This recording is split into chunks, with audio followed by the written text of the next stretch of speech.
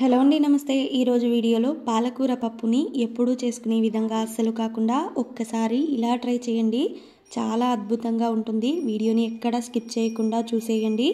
ముందుగా కుక్కర్ పెట్టుకొని కుక్కర్లోకి మనం టీ తాగుతాం కదా, ఆ గ్లాస్తో 2 గ్లాసుల కందిపప్పు తీసుకోవాలి. కందిపప్పుని నీళ్లు వేసుకొని 2 సార్లు శుభ్రంగా కడగాలి. ఆ తర్వాత దీంట్లోకి కొన్ని వెల్లుల్లిపాయలు ఇలా పొట్టు తీయకుండానే వేసుకుంటున్నాను. ఆ తర్వాత సగం టీ స్పూన్ పసుపు కూడా వేసుకోవాలి. అలాగే కొంచెం చింతపండు కూడా కడిగి వేసుకుంటున్నాను. ఆ తర్వాత కొంచెం కరివేపాకు కూడా కడిగి వేసుకోవాలి. ఆ తర్వాత పప్పు మునిగేంత దాకా నీళ్లు వేసుకొని 4 విజిల్స్ వచ్చేంత దాకా పప్పును మెత్తగా మీడియం సైజ్ మంట పెట్టి ఉడికించుకోవాలి. 2 గ్లాసుల కందిపప్పుకి 3 పాలకూర కట్టలు కరెక్ట్గా సరిపోతాయి. కావాలి అంటే మీరు పప్పు తక్కువగా ఆకుకూర ఎక్కువగా కూడా వేసుకోవచ్చు. ఇక్కడ నేను ఆకులను ఒక్కటే తుంచుకున్నాను, కాడలు వేసుకోవడం లేదు. ఇప్పుడు ఈ ఆకుకూరని ఇలా మీడియం సైజుగా కట్ చేసుకోవాలి. 2 మీడియం సైజు ఉల్లిగడ్డలు, 4 చిన్నవి టమోటోలు, ఇలా ఉల్లిగడ్డలు పొడవుగా టమోటోలు చిన్నగా కట్ చేసుకోవాలి. ఖచ్చితంగా నేను పాలకూర చేసేటప్పుడు టమోటో అయితే వేసుకుంటాను. ఇప్పటి నుంచే కాదు, కొన్ని సంవత్సరాల నుంచి టమోటో వేసి చేసుకుంటున్నాను. పాలకూరకి టమోటోలు వేసి చేయడం వల్ల కిడ్నీలో రాళ్ళు వస్తాయి అని ఏదేదో చెప్తూ ఉంటారు కదా. మా అమ్మమ్మ 110 సంవత్సరాలు బతికింది.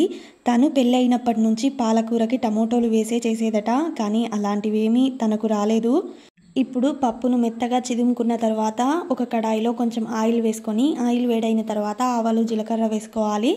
ఆవాలు జీలకర్ర చిట్పట్మన్న వెంటనే కొన్ని వెల్లుల్లిపాయల్ని ఇలా పొట్టు తీయకుండా కచ్చా పచ్చ దంచుకొని వేసుకుంటున్నాను. ఆ తర్వాత కొంచెం కరివేపాకుని కడిగి వేసుకోవాలి. వెల్లుల్లి కొంచెం కలర్ వచ్చిన తర్వాత ఉల్లిగడ్డల్ని దీంట్లోకి వేసేసుకొని అంతా ఒకసారి బాగా కలుపుకోవాలి. కలుపుకొని ఈ ఉల్లిగడ్డలు కొంచెం కలర్ చేంజ్ అయ్యేంత వరకు మాడకుండగా మధ్య మధ్యలో కలుపుకుంటూ వేయించుకోవాలి. ఉల్లిగడ్డలు ఈ కలర్లోకి వచ్చిన తర్వాత టమోటోల్ని కూడా వేసుకుంటున్నాను. వేసుకొని అంతా ఒకసారి బాగా కలుపుకోవాలి. కలుపుకొని ఈ టమోటోలు కూడా బాగా మెత్తబడేంత దాకా మధ్య మధ్యలో కలుపుకుంటూ మూత పెట్టుకొని మగ్గించుకోవాలి.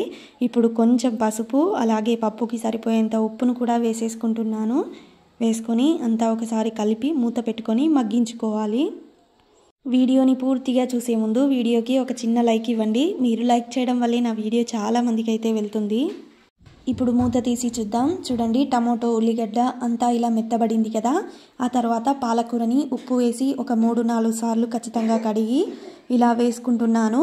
వేసుకొని దీన్ని కలుపుకుండగా అలాగే మూత పెట్టి ఒక 2-3 నిమిషాల పాటు చిన్న మంట పెట్టి అలా వదిలేయాలి.